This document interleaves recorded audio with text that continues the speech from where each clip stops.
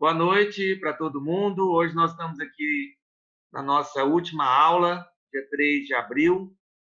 Seria nossa prova presencial, né? Hoje nós não vamos ter slide, não. Vai ter só a minha cara feia mesmo, para espantar vocês aí. Ninguém dormir. Vocês estão me vendo? Faz assim. Estão me vendo? Boa noite. Estão vendo, Sim. estão vendo minha camisa? Estão vendo minha camisa? Estão vendo minha Boa camisa? noite, professor. Boa noite. Boa noite.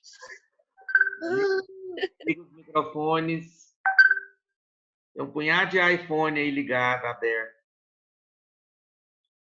Carla Caroline também está aberto. Carla Caroline tem que ativar a câmera. Ativa a câmera aí, se quiser, né? Estão vendo minha camisa vermelha aí? Tá tudo bem?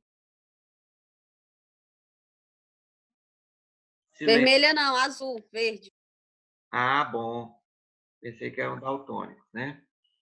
Maristela hoje está com companhia. Quem é? É uma amiguinha da nenê que eu cuido. Eu tô no serviço. Ah, bom. E aí ela viu eu mexendo no computador e quis ver o que era. Ver o que era. Vamos lá, então, gente. Hoje, na nossa última aula, nós vamos fazer uma revisão geral sobre tudo que nós já vimos. E eu quero as perguntas, tá? Ok? E vocês já responderam lá no live, as semipresenciais? Eu já. Pois é. Então, vamos lá. Nós Eu começamos... já fiz as duas, graças a Deus. Amém. Tô livre. O Amém. senhor vai dar aquele 1 ponto pra gente, né? Por causa da... Da participação? É claro, por causa desse transtorno que a gente está vivendo. Participação fraquinha que está tendo desse jeito aí. Professor, você vai postar lá a nota na segunda, é? Não sei, não. Não vou prometer, não. Vai sair. Um dia sai. Um dia sai. Vamos lá. Eu já tô ansiosa. Não, toma um remedinho aí que melhora. Então, vamos lá. Saber se passou, né? Mas vai dar um jeito, né? Então, vamos lá. Vamos ligando o microfone. Vai que não passou. Pois é. Vamos lá que nós estamos gravando e estamos perdendo tempo. Gente, é o seguinte, nós vamos dar uma revisão geral, porque depois vocês podem guardar esse vídeo para vocês, né? Nós começamos lá no nosso processo inicial, era falando o quê? Sobre os tipos de células que nós temos. Primeiro nós começamos na biologia celular, falando da célula, que é a unidade morfofisiológica do organismo, e através da célula nós temos a formação dos tecidos os órgãos sistemas e o sistema todo do nosso corpo, como uma forma geral. E essas células, elas são divididas em eucariontes e procariontes. Lembram? Então, as eucariontes e as procariontes têm diferenciação, né? As procariontes são as dos organismos primitivos, como as bactérias, os mixomicetos, alguns tipos de fungos, e as eucariontes são representantes do nosso organismo humano, né? Do animal superior e vegetal superior também, tá? Qual a diferença básica entre uma eucarionte e uma procarionte? É o envoltório nuclear. Quando a gente estuda biologia celular, anatomia, essas questões de ciências, né, da saúde, a gente sempre tem que ter um referencial. O referencial para eu saber se uma célula é eucarionte ou procarionte é a presença ou ausência da carioteca. Carioteca é o envoltório do núcleo. Lembram? Então, a carioteca, ela envolve o núcleo e toda a sua estrutura interna, principalmente os ácidos nucleicos, DNA e RNA. Ok? Tranquilo aí? Faz sinalzinho assim. Tranquilo, né? Então, vamos lá. Então, as procariontes não possuem carioteca, não possuem o envoltório em volta do núcleo, né? Procariontes, que nós falamos, procários, né? Primitiva. Ok? Alguém entrou aqui, o Paulo Silas entrou aqui, bagunçou tudo aqui, não sei por quê. Aconteceu aqui. Vamos lá. Então, na realidade, pronto, voltamos. Bom, tá gravando. Ok. Vamos fechando. No meu não voltou, não. Não? Tá a tela de WhatsApp de alguém aí. Acho que é do Paulo, do Silas. E no meu também. É o meu. Uai, Silas Silas. falando com as gatinhas aí, né, Silas? Sem vergonha. Vou tentar arrumar aqui.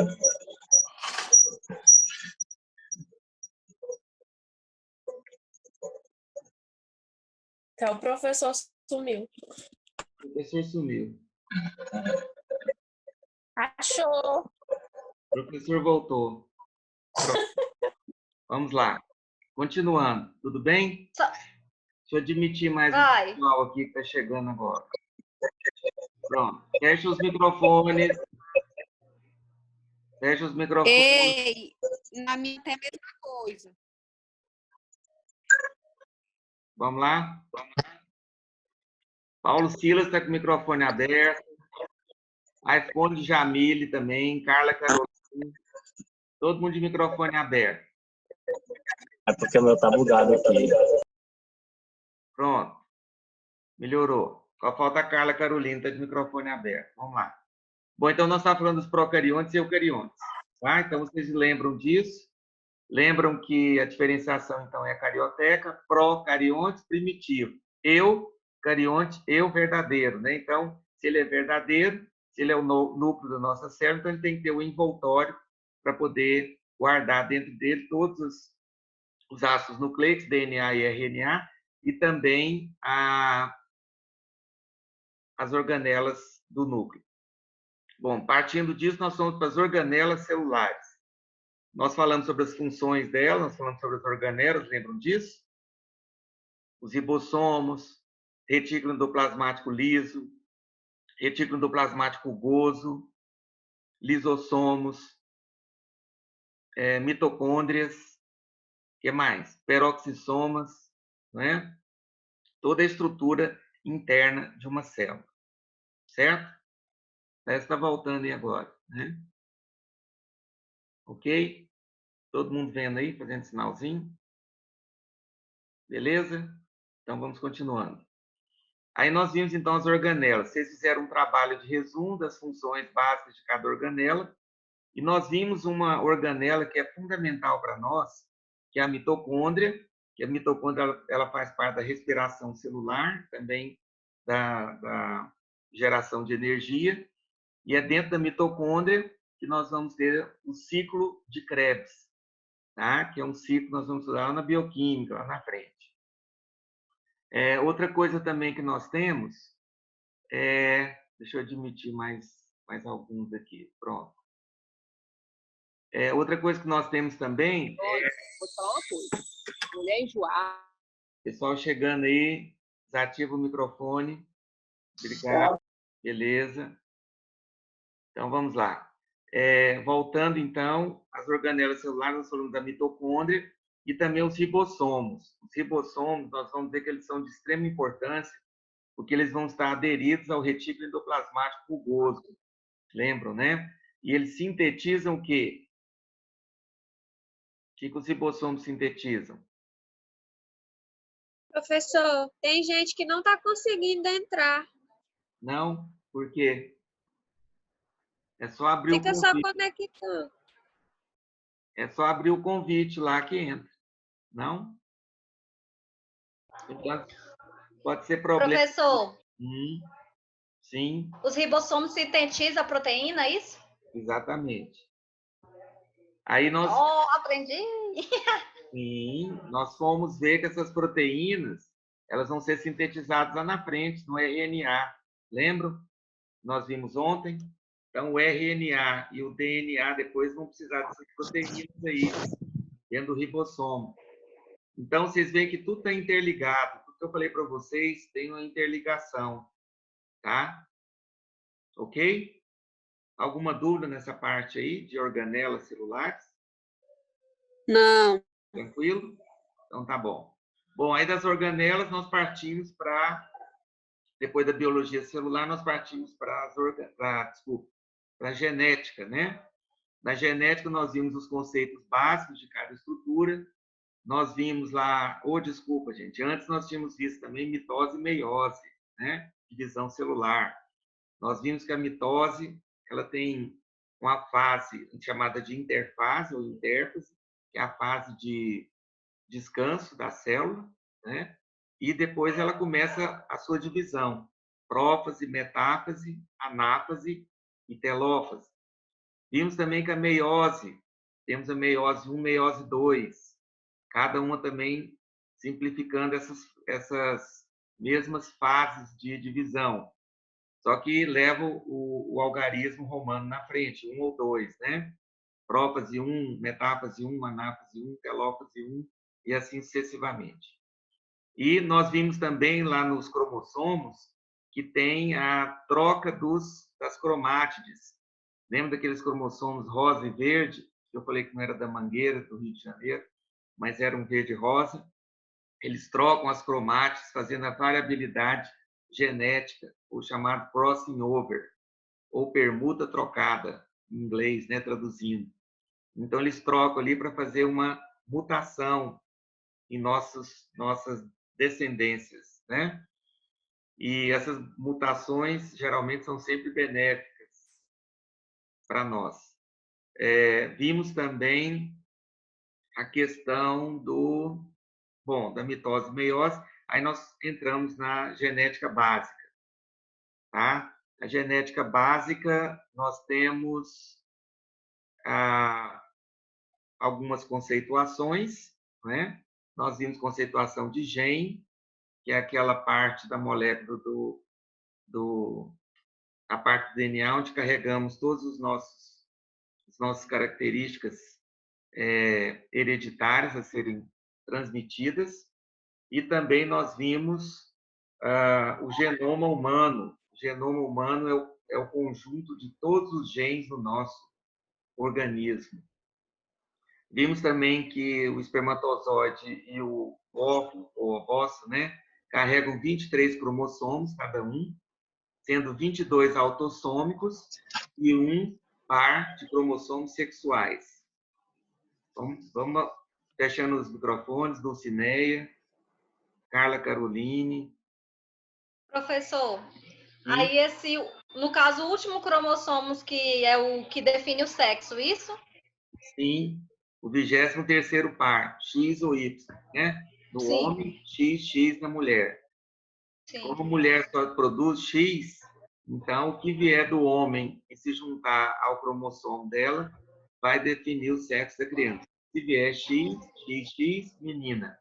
Se vier o Y no espermatozoide, junto com o X, vai dar menino. Certo? Ok? Estamos com alguns microfones abertos aí ainda. Agora já melhorou. Bom, então vamos lá. Tudo bem nessa parte aí, da genética, introdução? Nós vimos também que o Gregor Johann Mendel, que era um monge, né, ele começou a fazer experiências com as ervilhas, porque elas eram de fácil cultivo, e aí, a partir desse cultivo das ervilhas, ele viu que existia alguma coisa internamente, né, que depois nós vamos descobrir que são genes, que modificavam a estrutura à medida que ele mudava ou ele combinava uma ervilha com a outra. Então, tínhamos ervilhas verdes, amarelas, tínhamos ervilhas rugosas, lisas, né? O tipo da vagem da ervilha também modificava, dependendo da maneira como ele cruzava uma com as outras. E aí ele vem fazendo as leis de Mendel, né? As leis de Mendel são o quê? São duas leis. Quais são as leis? Não está saindo o som, tem uns recadinhos aqui, mas acho que é só mesmo de coisa, né? Não é pergunta, não. Pensei que eram perguntas. E aí, na realidade, o que acontece? As leis de Mendel, então, vão dizer que que os genes se segregam na separação dos gametas e depois eles vão se unir novamente lá na frente para formar o indivíduo. Então, as leis de Mendel basicamente se dividem nessas duas. O Mendel, considerado o pai da genética, tá, gente? E outra coisa que eu esclareci para vocês, que essas aulas nossas não são só para vocês como profissionais, não, né? Logicamente que são também, mas quando vocês forem fazer concursos públicos ou mesmo tentar uma vaga na residência multiprofissional, hoje vários alunos, né, já estão participando dessa residência, as provas são puxadas, eles perguntam muitas coisas nesse sentido, né? E é nessas exceções que quem sabe, guardou bem, estudou, é que às vezes você passa na frente do outro que não lembrou, né? Então é sempre bom a gente estar estudando e colocando em dia os nossos conhecimentos, tá? Bom, então vimos também nessa parte da genética o heredograma que nada mais é do que o pedigree nosso, seria como se fosse a árvore genealógica. Já ouviu falar na árvore genealógica? Aquela árvore onde você coloca lá em cima o pai, o avô, a avó, depois as descendências, né? Seus tios, aí vem irmãos, aí todo mundo ali descendo, né? Como se fossem galhos da árvore. A mesma coisa acontece com o heredograma. O heredograma nada mais é que um pedigree, né? Que é a maneira de saber onde nós viemos e quais são as características genéticas que nós carregamos. Então, nós temos aqueles símbolos, o quadrado é o homem, o círculo é a mulher, né? Aí depois vem os filhos, com aqueles tracinhos, né, embaixo, e aí, sucessivamente, nós vamos ter aqueles índices, né, que eu já passei para vocês. Tem o afetado, que vai ser uma cor mais escura, os gêmeos, vocês lembram? Gêmeos univitelíneos, monozigóticos, dizigóticos, de duas placentas, etc, etc. Então, todos aqueles símbolos, eles são utilizados nos heredogramas. Temos também, nós falamos também sobre a questão do aconselhamento genético, né? O aconselhamento genético, nós vimos um slide falando também sobre as síndromes, né? Assim, de uma maneira geral, que nós não vamos entrar em detalhes, mas principalmente a síndrome de Down, que é a mais comum que a gente vê no dia a dia, que é a trissomia do 21. Ou seja, no 21º par dos cromossomos, né? Daquela parte lá da cariotipagem que a gente chama, né? Que é aquela colocar os cromossomos nos seus parzinhos, né? 1, 2, 3, 4, 5, somando até o 22. Então, no 21º par, ao invés de nós termos 2 parezinhos de cromossomos, como é normal, mais um cromossomo se aloca ali e vão ficar 3 pares. Então, é trissomia, trissomos, 3 corpos, 3 cromossomos ali no 21º par. Por isso chama trissomia do 21. E colocou um cromossomo a mais, infelizmente, alterou toda a estrutura. Assim como uma pequena proteína, que também altera nas bases proteicas, né? Também vai alterar muita coisa. Bom, a partir daí nós fomos para a questão do DNA, do RNA, né? O DNA ácido desoxirribonucleico, RNA ácido ribonucleico. O DNA, nós falamos que ele contém toda a estrutura da vida, né? Toda a característica genética nossa vem através do DNA. Daí o teste de paternidade, né? A gente tão comumente ouve falar hoje, né? Que é o teste de DNA. Não é isso? Então, por quê? Porque o DNA carrega toda a nossa estrutura. Lógico que 50% do pai, 50% da mãe. Professor, Sim. uma dúvida que eu coloquei lá no fórum, não sei se o senhor viu. O DNA se transforma em RNA, como que é? Que eu não entendi aquela parte. Quando a gente divide o DNA, ele vira RNA, como que é que funciona? Na realidade, quando o DNA se transforma num RNA, ou seja, não se transforma, ele produz um RNA, nós falamos que ele chama uma transcrição. O DNA ele é uma fita dupla, lembra? Tem as bases dos nucleotídeos, formados de uma pentose, né, que é um açúcar, ou ribose ou desoxirribose, né, dependendo se DNA ou RNA, mais uma base de fosfato, não é isso? E uma base nitrogenada, de nitrogênio. Lembram? Aqueles 3 nucleotídeos. Então, aqueles 3 nucleotídeos, eles fazem a ligação entre adenina, timina, guanina e citosina, no caso do DNA. Do RNA, troca a timina pelo uracila. Uracila, né? Adenina, citosina e guanina, a mesma coisa. Então, quando você chega lá nessa divisão, não é isso? A fita do DNA, naquele momento lá da meiose, eles não fazem a duplicação e depois não divide. Nós estudamos a meiose, mitose. Então, quando ele se divide, ele vai metade da fita para um lado, metade da fita para o outro. E aí vem o RNA mensageiro, né, que é aquele que faz a decodificação das proteínas, e se junta a fita do DNA de um lado e a outra fita do DNA. Quando ele se junta, forma-se um novo modelo, que é o RNA. E aí se chama tradução. Então, o RNA, ele é oriundo, ou seja, ele é originado de uma fita dupla do DNA. Ficou mais claro agora? Sim, entendi. Obrigada. Entendeu? E aí a síntese, e aí o RNA, vocês viram, tem um ribossômico, mensageiro e transportador. O RNA ribossômico é aquele da figurinha, aquela animação da figurinha lá dos ribossomos. Você lembra que entrava fitinha vermelha e saía verdinha? É aquilo ali que acontece com o RNA ribossômico. Ele entra com os aminoácidos, lembra os 20 aminoácidos que eu mostrei para vocês, formando uma molécula proteica, e a partir dali ele faz a decodificação da fita e transforma em uma proteína. Ok? Tranquilo aí? Tiveram dúvidas também no fórum sobre heredograma, eu expliquei, não sei se ficou claro para quem me perguntou, não lembro mais quem foi, mas nada mais é que a nossa árvore genealógica, como eu já disse, o pedigree nosso, né?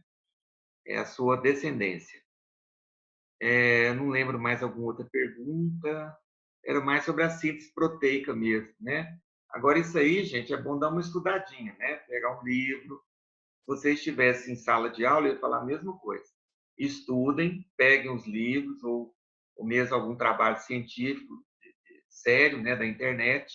Não é tudo da internet que a gente pode confiar. E, a partir daí, lê muito. Não existe profissional, principalmente da saúde, que não leia.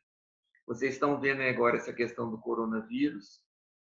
Quantos milhões de artigos têm surgido no mundo inteiro, cada um estudando uma coisa, e você tem que estar a par de tudo isso, principalmente os que estão na linha de frente, né? Os que estão na linha de frente, o que acontece com eles? Eles têm que saber muito mais que os outros, principalmente os infectologistas. Nunca se viu falar tanto em infectologista, né, em virologista, imunologista, toda essa parte que estuda a parte dos vírus, como foi feito agora. Eu até brinquei que saiu todo mundo das tocas, né? Estava todo mundo escondido, e aí a gente só procurava quando precisava, né? E olha lá, e agora eles estão aí todos, e os pneumologistas também, né? Porque ele ataca principalmente os pulmões. Então a gente tem que ler muito, profissional, principalmente da saúde, seja em qualquer área, não só da enfermagem, mas nós temos que ler muito. Estar sempre antenados com as situações que são sempre novidades para nós, tá? É igual o celular, toda semana sai um novo, não é isso? Computador também, toda essa parte tecnológica, a cada semana, a cada 15 dias está se renovando. E aí nós não podemos ficar para trás, não. Mas hoje nós temos muita preguiça de ler. Nós vivemos na geração do WhatsApp e dos Instagram, dos etc. aí, né? Nós temos muita preguiça, que a gente recebe tudo para mastigar. E não pode ser assim, né? Às vezes a gente está se tornando robozinhos desse sistema nosso, que é interessante, né? as mídias digitais, as mídias sociais são importantes para nós, ninguém está falando que elas não são, mas, ao mesmo tempo, nós temos que ter um controle sobre elas. Tá certo, gente? E hoje a gente vê muita bobeira também por aí, todo mundo ri, todo mundo grava as piadinhas, mas na hora que precisa estudar, precisa saber discutir aí, falar sobre um heredograma, uma síntese proteica, as pessoas têm dificuldade, os alunos têm, por quê? Porque não estudaram, né, como deveriam. Se a gente tivesse presencialmente, tem a biblioteca, nós também temos a biblioteca virtual, lá no Live, vocês sabem disso. É só pegar lá, colocar o assunto lá em cima, que vai puxar para vocês os livros para vocês estudarem. Viu? Professor, É madrugada afora estudando, principalmente agora. Nós estamos mais dentro do nosso recinto, né, do lar. Sim. em relação às mutações que você falou, né? Sem ser as mutações benéficas, né? Porque a síndrome de Down é uma mutação, digamos, maléfica. Qual as outras mutações maléficas que pode ocorrer? Não vamos usar essa palavra maléfica, não, porque fica meio... Porque eu não achei outra palavra. Tipo bullying, né? Não é coisa. São combinações genéticas que não deram certo, né? Então, a combinação genética por algum motivo, ou mesmo que venha herdada, né? E aí nós temos vários tipos, inclusive eu tenho um slide que eu coloquei lá para vocês, eu acho que é do genoma, se não me engano, heredograma, parece. Lá tem vários tipos de síndromes, Klinefelter, síndrome de Down, síndrome do miado de gato, tem uma série de coisas lá que vocês podem observar depois, eu queria que vocês observassem, que elas são combinações que não deram certo na hora H, ou que já vieram de descendência de pai ou de mãe. Então, e Professor, só um minutinho, e essas anomalias genotípicas, ou seja, que estão lá no genótipo, lembra do genótipo, né? Nós temos só mais 10 minutos de aula, deixa eu só fechar aqui. Então, o genótipo vai se transformar, né? Vai se tornar visível, né? No fenótipo.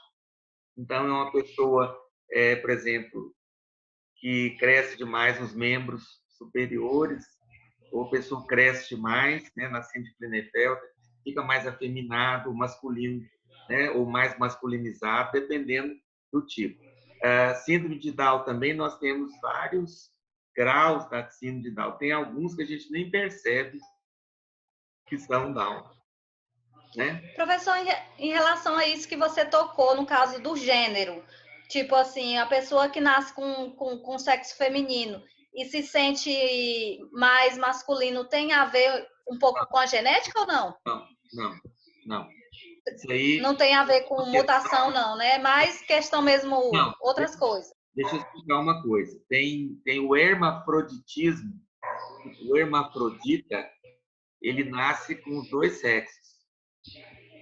Lógico que um genitália vai se sobrepor à outra, mas ele nasce com as duas genitálias. Ou seja, lógico, rudimentares, né? E ele tem uma parte masculina e uma parte feminina. Então, em determinado momento da vida, ele vai ter que fazer uns exames juntamente com toda uma equipe multiprofissional para definir qual seria o sexo dominante nele, o masculino ou o feminino, dependendo dos hormônios. Aí já é uma outra história. Agora, essa questão de gênero não se diz respeito diretamente à genética, e sim a um comportamento. Tá? É mais questão de saúde mental, né? Também, comportamental. Né? Tá certo? Porque o indivíduo ele nasce masculino. O sexo dele é masculino. Ele é XY. Agora, se ele se sente num corpo errado, aí já é outra história. Não é a genética que diz isso para ele. Está entendendo? A genética só vai se manifestar no caso, dizendo assim especificamente, né, no hermafroditismo, que aí realmente são os dois sexos que manifestam. Aí vai ter que fazer uma escolha. Aí é diferente. Aí já é biológico, fisiológico, né? Sim. Pois não? parte da monstruosidade entra na genética? Como é que é? A parte da monstruosidade entra na genética? Monstruosidade? É, Qual monstruosidade, por exemplo? aqueles que, tipo, que nasce parecendo um bicho. Ah, É, é muito raro, né? A gente quase não vê muito isso. Mas são anomalias de congênitas que a gente chama, né? Alguma condição na hora de juntar os genes não se juntaram como deveriam, né? Naquelas pontes de hidrogênio que nós temos lá, às vezes elas se rompem, porque nós vimos que os genes eles têm que se localizar cada um no alelo do outro. Se um não combina com o outro, dá uma pequena diferença, isso aí pode se transformar numa mutação. Agora, existem Professor, algumas aberrações, que eu acho que é o que você quis dizer, né? Algumas aberrações que realmente não estão no nosso controle, mas são situações, quem diz, né, congênitas. O indivíduo nasce com aquilo. E tem também as teratogênicas, as condições teratogênicas. O indivíduo que recebeu muita radiação quando estava grávida, a mãe, ou tomou algum medicamento que não fez, né, que não foi bem até o terceiro mês. Então tem uma série de coisas que pode interferir, que nós chamamos de condições teratogênicas, tá bom? Ok?